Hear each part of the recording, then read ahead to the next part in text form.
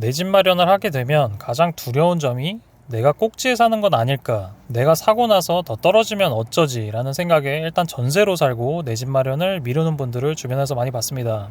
내 집 마련은 하고 싶은데 집값이 더 떨어질까 걱정이신 분들은 오늘 소개해드리는 책을 한번 읽어보셨으면 좋겠는데요. 일기 신도시 재건축의 미래지도라는 책의 저자인 메디테라님은 부동산 투자 3년 만에 순자산을 4배 이상 불린 8년차 부동산 투자자이신데, 이분은 시기에 따라 수익을 내는 투자법이 따로 있어서 상승장이든 하락장이든 반드시 수익을 낼 수 있는 방법이 있다고 말합니다.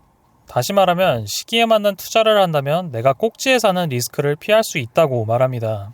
지난 코로나 위기 때는 유동성 파티로 자산이 없는 사람들이 상대적 박탈감을 느낄 만큼 자산을 보유한 것만으로도 큰 수익을 거둔 걸 봤고, 더 과거로 가서 2012년과 2013년에도 기회는 있었는데 2008년 이후에 집값이 하락한 시간이 길었기 때문에 집을 사려는 사람보다 전월세로 살려는 사람들이 더 많았습니다. 그래서 결국엔 전세 수요가 높아지면서 전세가는 오르는데 매매가는 일정 기간 동결돼 있어서 이때부터 매매가와 전세가가 차이가 적은 갭 투자의 시기가 시작되었고, 또 마침 2013년 4월에 신축과 준공 후 미분양 주택 그리고 1가구 1주택자 5년 양도세 감면 혜택 등이 나오면서 실거주와 투자 수요가 꾸준히 들어오면서 2015년 대세 상승장에서는 집을 더 많이 사는 투자법이 트렌드였습니다. 부동산 분위기가 달아오르니까 2017년부터 본격적으로 정부는 부동산 가격을 잡으려고 부동산 규제 정책을 내서 수요를 억제했는데, 이때는 주택이 많을수록 세금 부담이 커지는 정책으로 다주택보다는 똘똘한 한 채로 흐름이 바뀌었습니다. 물론 부동산 규제가 한 번으로 효과가 없자 20번 넘게 규제가 나왔는데, 여기에 세계적인 인플레이션 위기와 긴축 정책이 강하게 시행되면서 2022년도부터는 급격히 하락하기도 했습니다.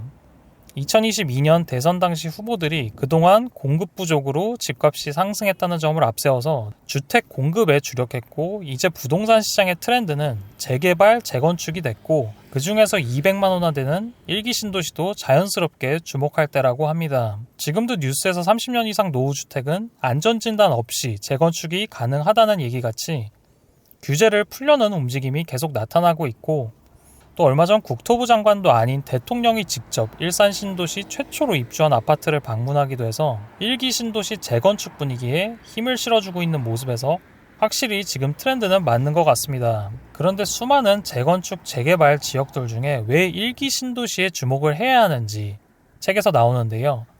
먼저 사업성이 안 좋다가 좋아질 수 있다는 기대감이 있어서 그렇습니다.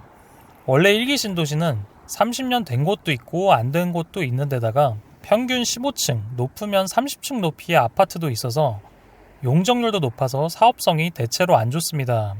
그런데 대선에서 일기 신도시 특별법이 추진되면서 용적률을 높여서 역세권은 500%까지 높여준다는 조건도 내걸면서 일기 신도시도 재건축이 가능할 거란 기대감이 생겼다는 점이 큰 호재라고 합니다.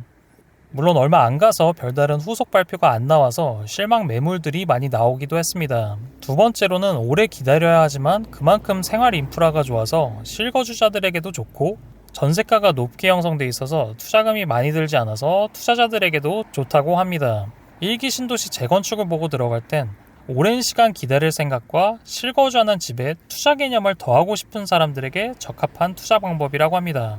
그리고 세 번째로는 일기 신도시뿐만 아니라 재건축 시장은 시장 참여자의 심리에 민감하다고 합니다. 재건축 시장 자체가 시장 참여자들의 심리에 민감해서 이를 이용해서 저렴하게 사서 기다릴 수 있습니다.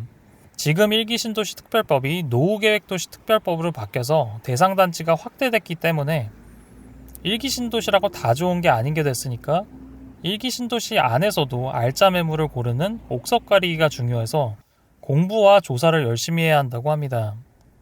이제 일기 신도시가 좋고 주목해야 할 이유들이 나왔으니 그러면 언제 사야 할까 궁금해할 수도 있는데, 이거는 개인 상황에 맞는 지역들과 단지를 골라두고 저점 시그널이 나오면 진입하자고 합니다. 저점 시그널은 후기 하락장의 막바지부터 초기 상승장을 진입하게 되는 시점인데, 물량 소진 속도나 미분양 같은 요소들도 따져야 돼서 자세한 내용은 책에서 확인하면 좋을 것 같습니다. 그리고 일기 신도시의 5개 지역인 분당, 일산, 평촌, 중동 3본 순으로 지역별 특징과 지역 내에서 핵심적으로 봐야 할 생활권과 단지, 그리고 미래 호재 등을 보고 나에게 맞는 단지를 고를 수 있는 방법도 소개합니다. 일산 신도시를 예로 들면 일산은 원래 과거부터 분당과 평촌과 비교될 정도로 잘 조성된 신도시에 학군이나 학원가도 잘 형성되어 있는 곳이지만 강남의 성장으로 강남 접근성이 떨어지는 도시가 되면서 지금은 평당가만 보면 부천과 삼본보다 낫다고 합니다.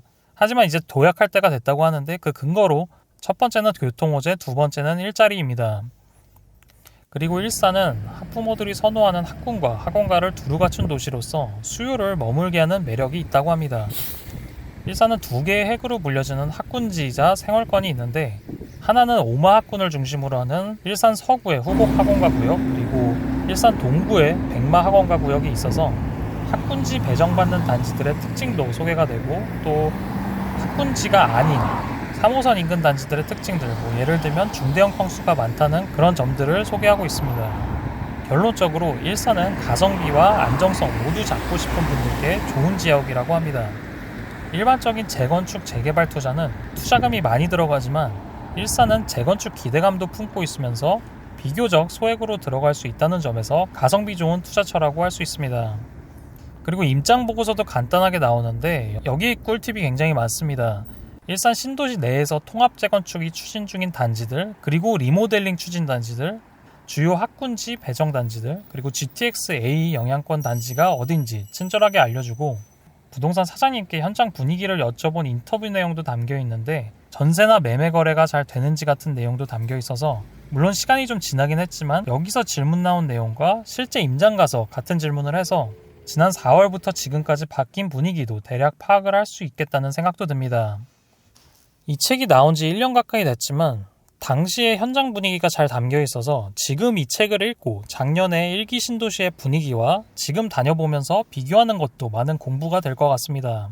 이 책의 저자인 메디테라님은 공격적인 성향과 안정적인 성향에 따라 맞는 단지를 선택하라고 하는데 물론 일기 신도시 안에서 핵심 입지냐 좀 떨어지는 입지냐에 따라서 차이가 있기 때문에 공감이 되지만 제가 봤을 때는 일기 신도시의 실거주와 투자를 동시에 본다는 것 자체가 안정적인 성향을 가진 거라고 생각을 하고요. 인프라가 잘 형성돼 있고 지난 30년 동안 초기 분양가 그대로 정체되어 있는 곳이 없기 때문에 그만큼 그동안 증명된 수익이 있기 때문에 일기 신도시에 투자하는 것 자체가 리스크를 굉장히 줄이는 투자라고 생각합니다. 일기 신도시는 각 지역을 대표하는 역할을 하기 때문에 부동산을 지역별로 비교할 때 참고하면 많은 도움이 되는 곳이라서 내 집 마련을 준비하는 분들이라면 꼭 알아야 하는 지역이기 때문에 수도권에 내 집 마련을 준비하는 분들, 일기 신도시의 실거주를 고려하시는 분들께 이 책을 꼭 추천드립니다. 그리고 일기 신도시의 재건축 호재는 하나의 플러스 요소라고 생각하시고 읽으시면 좋은 게 지금 트렌드가 재건축 재개발이라고는 하지만 모든 단지들이 재건축이 될 수 있는 것도 아니기 때문에 정비사업 자체에 초점을 맞추기보다 앞으로 수요가 많아질 지역들을 찾아내는 게 더 중요하다고 생각합니다. 오늘은 여기까지 하겠습니다. 감사합니다.